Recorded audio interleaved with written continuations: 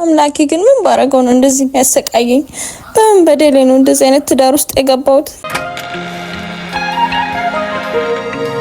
ቆይ ምን አድርጌ ነው እንደዚህ የምታሰቃየኝ?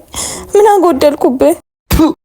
እኔ እንዳታለሽ ፈጣሪሽ ልታታልይ ነው ቆሻሻ አይድሌ ለገር ልታሳይ። አንተ ግን እንዴት በነፍሰ ጡር ሚስት ትጨክናለህ? ቆይ ጓደኛዬ አንተ ብዙ የማታውቀው ነገር አለ።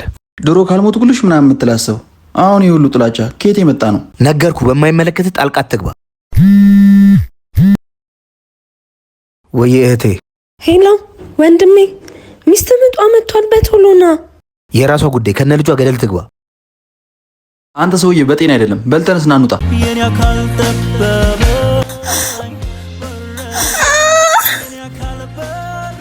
ቶሎ በል ሆስፒታል እንውሰዳት።